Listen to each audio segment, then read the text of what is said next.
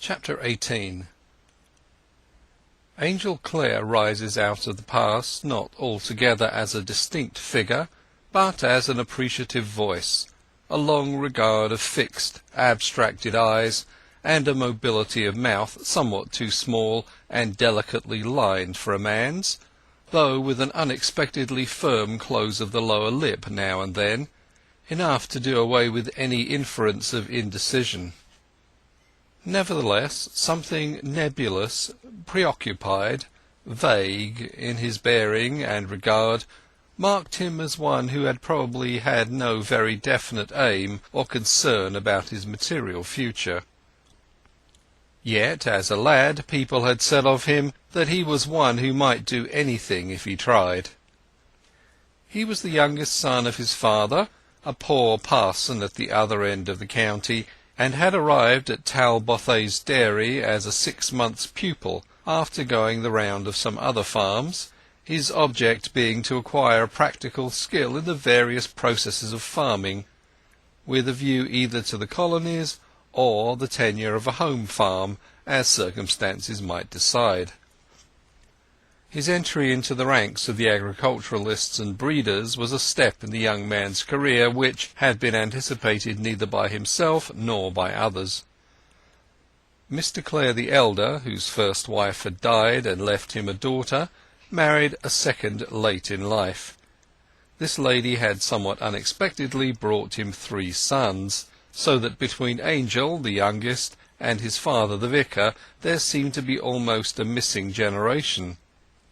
Of these boys the aforesaid Angel, the child of his old age, was the only son who had not taken a university degree, though he was the single one of them whose early promise might have done full justice to an academical training.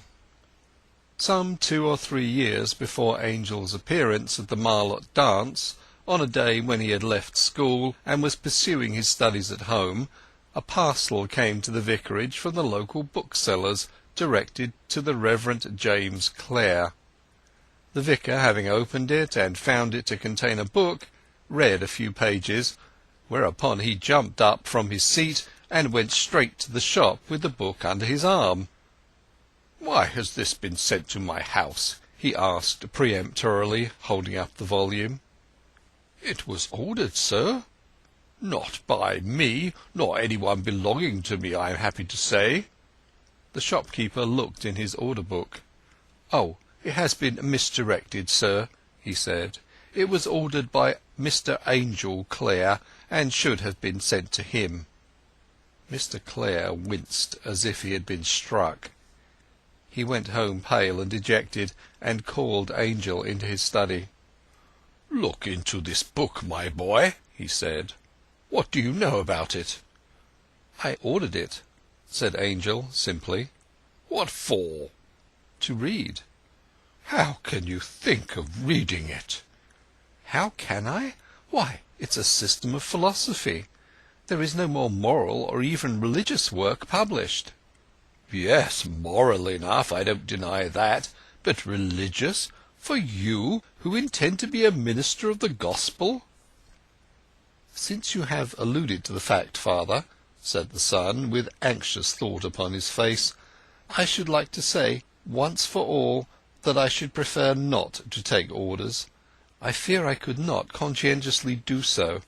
I love the Church as one loves a parent. I shall always have the warmest affection for her. There is no institution for whose history I have a deeper admiration. But I cannot honestly be ordained her minister, as my brothers are, while she refuses to liberate her mind from an untenable redemptive theolatry." It had never occurred to the straightforward and simple-minded vicar that one of his own flesh and blood could come to this. He was stultified, shocked, paralyzed. And if Angel were not going to enter the Church, what was the use of sending him to Cambridge? The university as a step to anything but ordination seemed, to this man of fixed ideas, a preface without a volume. He was a man not merely religious but devout, a firm believer, not, as the phrase now exclusively construed by the theological thimble-riggers in the Church and out of it, but in the old and ardent sense of the evangelical school, one who could indeed opine that the eternal and divine did 18 centuries ago in very truth. Angel's father tried argument, persuasion, entreaty. "No, father, I cannot underwrite Article 4, leave alone the rest, taking it in the literal and grammatical sense as required by the Declaration, and therefore I can't be a parson in the present state of affairs," said Angel. "My whole instinct in matters of religion is towards reconstruction.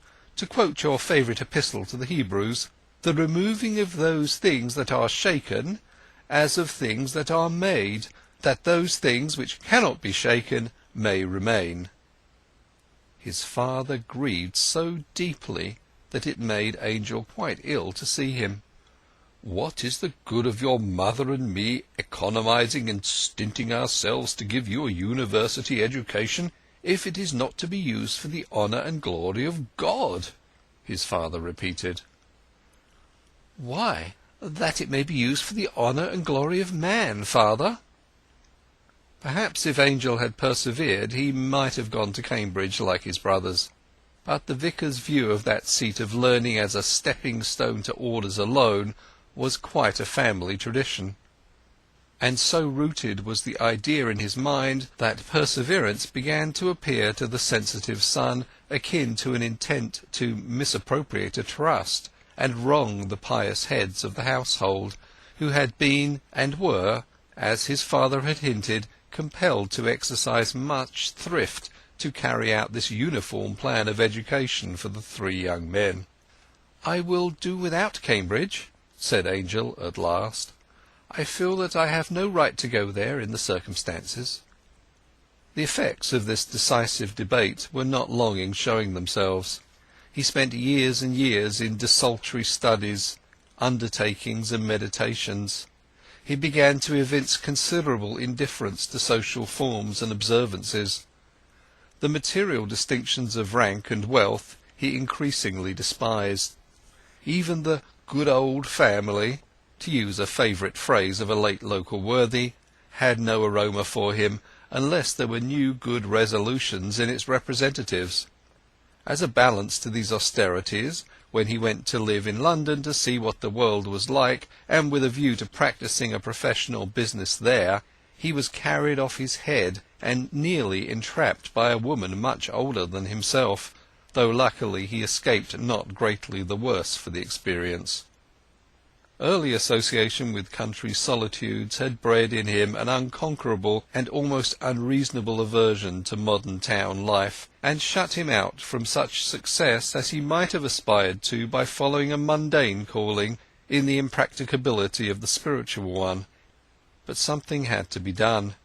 He had wasted many valuable years, and having an acquaintance who was starting on a thriving life as a colonial farmer, it occurred to Angel that this might be a lead in the right direction. Farming, either in the colonies, America, or at home, farming at any rate, after becoming well qualified for the business by a careful apprenticeship, that was a vocation which would probably afford an independence without the sacrifice of what he valued even more than a competency, intellectual liberty. So we find Angel Clare at 26 here at Talbothays as a student of kine, and as there were no houses at hand in which he could get a comfortable lodging, a boarder at the dairyman's. His room was an immense attic which ran the whole length of the dairy house. It could only be reached by a ladder from the cheese loft, and had been closed up for a long time till he arrived and selected it as his retreat. Here Clare had plenty of space, and could often be heard by the dairy folk pacing up and down when the household had gone to rest.